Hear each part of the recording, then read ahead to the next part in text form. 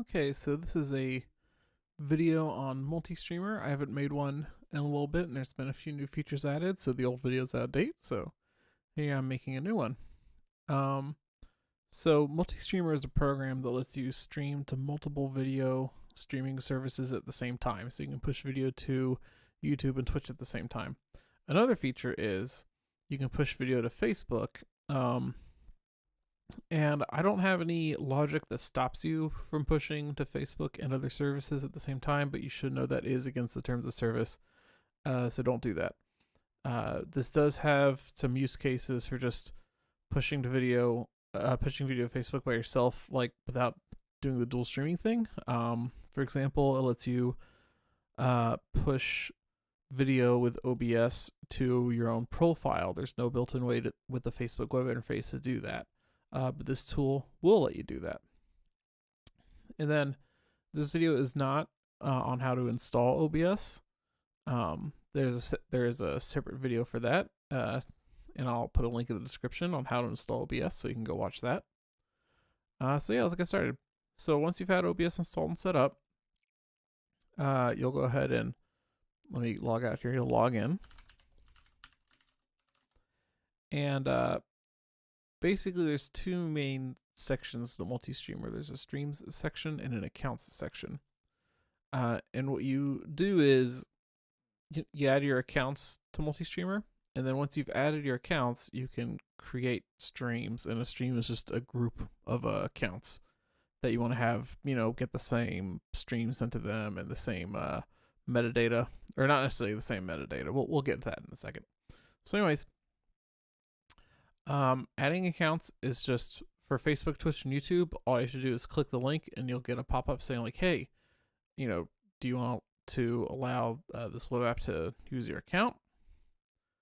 And of course I click Twitch, and Twitch is being real slow right now apparently. Let's try YouTube then. Yep. Oh, I haven't set this up with a new thing yet, with my new URL for my dev box. Okay, I'm not gonna worry about it then.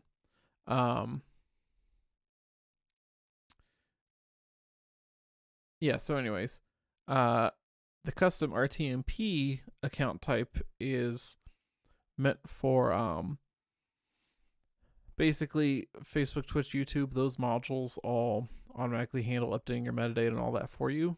But if you have some other service that lets you, say like, hey, here's the RTMP settings you need, you can just punch that in as a custom RTMP account, and that's how you do Periscope, for instance.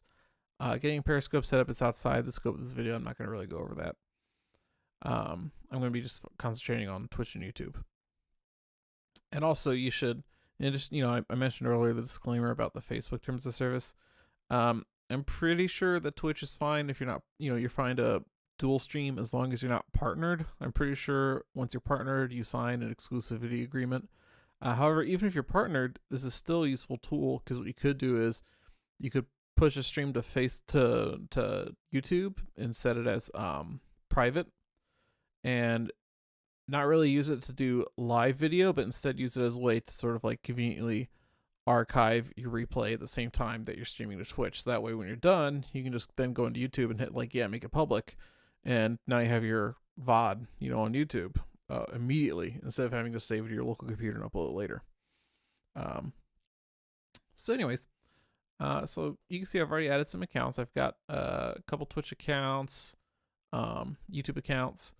You can, for most accounts, I don't let you do this on the Facebook account because I don't think it's a good idea, but you can share your accounts with other users on the system. So here I have a shared by test. There's a test user who shared an account with me. And that's useful if you have accounts that, multiple people maybe stream to or use or whatever. It's a neat little feature for that. Okay, so let's go and make a stream. Stream name doesn't really matter. It's mostly just for you. So we'll just call this Twitch and YouTube demo.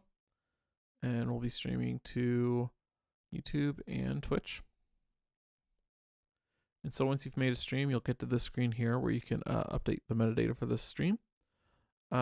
These two boxes at the top, title and description, you can fill them in and then hit copy, and it will copy it down to any like matching fields. So So it can save you, save you a few seconds. So let's punch in here. Multistreamer demo. How cool. And I'll set copy and boop. So under Twitch, I'll just put creative.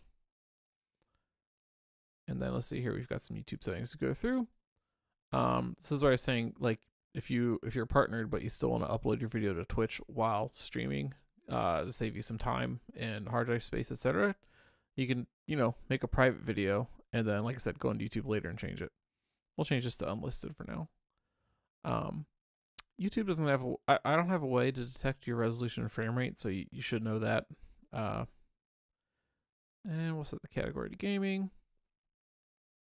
And the one field I'm not really going over here is there's an FFmpeg args box, and basically under the hood, this is using FFmpeg to copy video without doing any re-encoding or anything. It just copies video as is and pushes it to your streaming services. If you want to make some kind of change to the video server side, you can do it here. So you can overlay text, you can resize it, re-encode it to a lower bitrate or something, whatever you gotta do.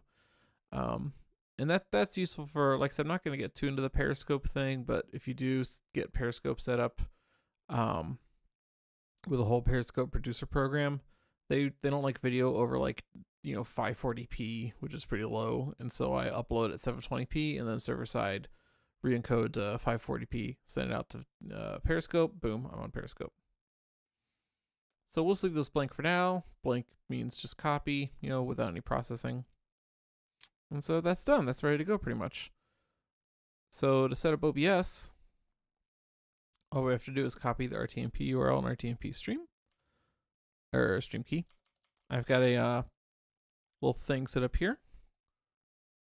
So under stream, I've already punched in my URL from there.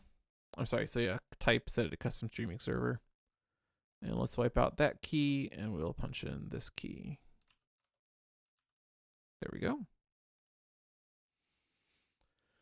And yeah, if I hit start streaming, it'll take a few seconds because it has to go through each service one at a time and update things.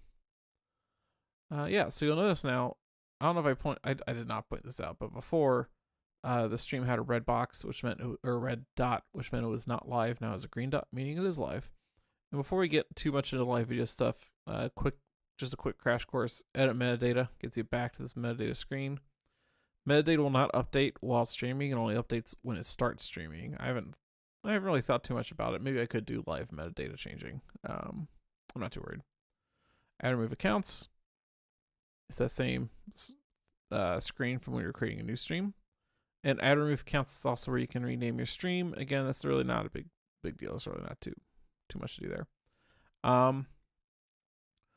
One thing that's neat about Multistreamer is it's set up with multiple users in mind. So, before I get into that, let's show off the chat. So there's a interface for interacting with the chat of your different things. And so when you go live, it'll say up here live, and you'll have here links to your different things you're streaming to. So I can pull up my Twitch and I can pull up my YouTube video. And this is a nice way to quickly check and just make sure does everything look okay? That everything's working correctly, etc. Of course, man, everything's going real slow today, but so yeah. Yep. Come on. What? Get rid of that. So yeah. There's my video on Twitch. There's my video on YouTube. A few seconds delay, whatever. And so this interface lets me watch chat messages and things as they come in.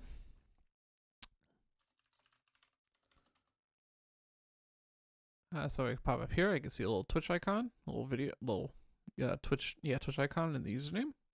And the same thing with YouTube.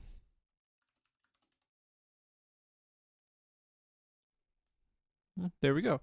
And so I can also respond to these services, and I can choose which account I want to use. Oh, there it goes. Okay. And we'll see over here. let me do this as yet another account. Let's just get a whole bunch of accounts going.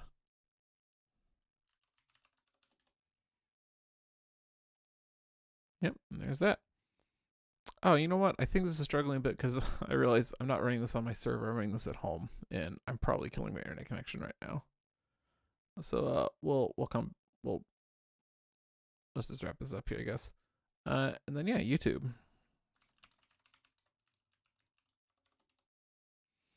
And that always takes a bit. It takes way too long for the YouTube because it only checks every few seconds. Whereas Twitch is like an IRC connection. It's pretty much instant. So yeah. Now, I'm going to go ahead and stop the stream so that I just stop killing my internet connection right now. But we'll be starting it again in a second. Now, since, it says down here, stream not started, right? I don't know if you had noticed, but there was another account type that was listed, and that's got this little hash icon, and that is the IRC account. And basically, Multistreamer acts like an IRC server, and so you can actually connect to it with an IRC client and chat that way if you're so inclined. And I've got I'm connected here as that other test user via IRC. Now, if I try to list channels as this test user, I don't see anything, and that's because Multistreamer does have some multi-user things. And other users cannot see your streams by default. Like, you can make all the streams you want. By default, nobody can see anything you're doing. If you want to let other users access your stream, like maybe you have a like sort of like a chat team, like a moderator team or something, you can under stream permissions, you can assign chat permissions, and view chat will let the user view the chat messages. Like, they'll know that the stream generally exists. They can use IRC or the web, either way. And if they have their own accounts on that service, they can chat with those. So if that test user had his own YouTube account, he can chat with that. Whereas Right Chat is all that, and they can chat with your accounts. And that's mostly useful for, like I said, if you have some kind of like a team account or something, that's where Right Chat is useful. Most of the time, you probably just want view chat. And then metadata permissions, you can let people view and edit your stream's metadata. So now that I've allowed the test user to view the chat, if I come back here and type /list, I'll see the room. All the rooms are named after like your username dash, whatever you call the stream. So if I click that, I can join in here. And you'll see it says at the top, the topic is status offline. So let me go ahead and start that back up again.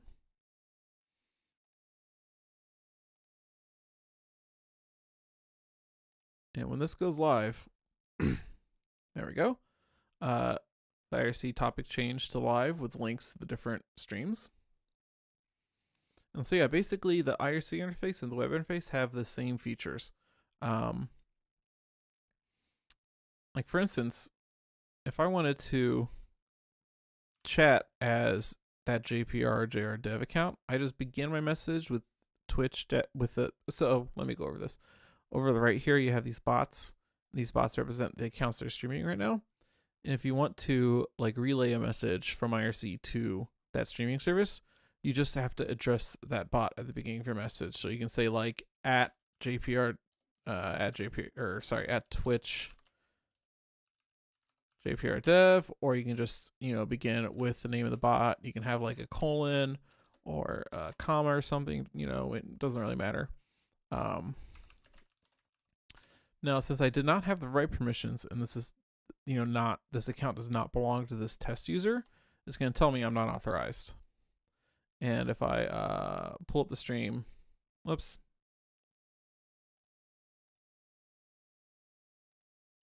Nothing ever came here to the chat. In fact, let me switch to have this just so the chat, so I don't kill my internet connection. But what I can do, so similar to how in the web version you have a thing to choose your accounts, there is a way to do that with IRC. If I type exclamation point chat. Oh. Okay, wait, yeah. I'm forgetting how to use my thing. If I type exclamation point chat Twitch, it'll tell me what available accounts I have that I can use for chatting on Twitch. So right now I just have the Game That Tune Dev account. So I'll do exclamation point chat on Twitch as Game That Tune Dev, and that'll summon a little bot. It's gonna take a few seconds. There it goes. So now see there's a user in here, Twitch Game That Tune Dev. So now I can say Twitch Game That Tune Dev.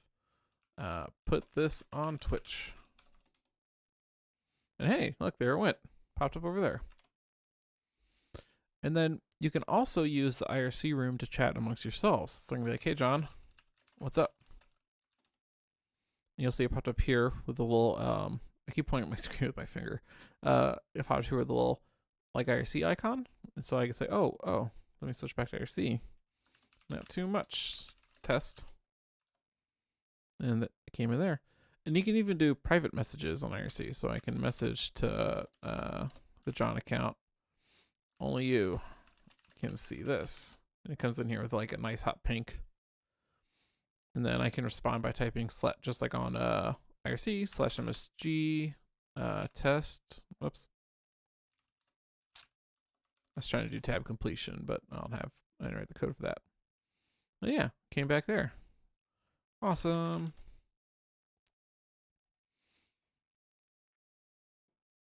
And then, oh, you can also do, so Twitch, on Twitch chat, you can do things like type /me. It's really excited about this. And it does an emote instead of a normal message.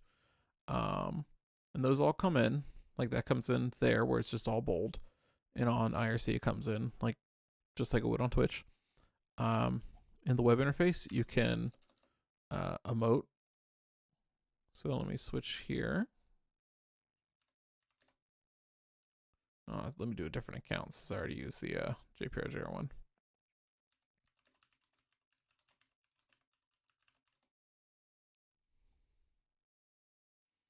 And came in there like an emote, and it came in there like an emote. On IRC, it's a little weird. You have to do me and then whatever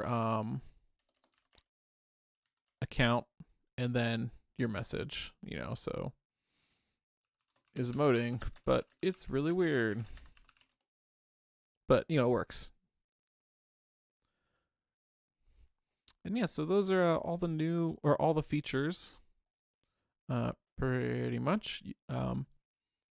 We went over adding accounts. You can share accounts with people. You can share streams with people at different levels of stream sharing. There's the web chat interface. And yeah, web chat is pretty nice because like I just closed out and it says here that, I left the room. And if I pull it back open again, I'll get a message saying like, oh, I joined the room. Hey, John, you're stupid. Boom. So yeah, those are all the features as a user. I hope that this video was useful. I hope that you enjoy using Multistreamer. And yeah, thanks for watching.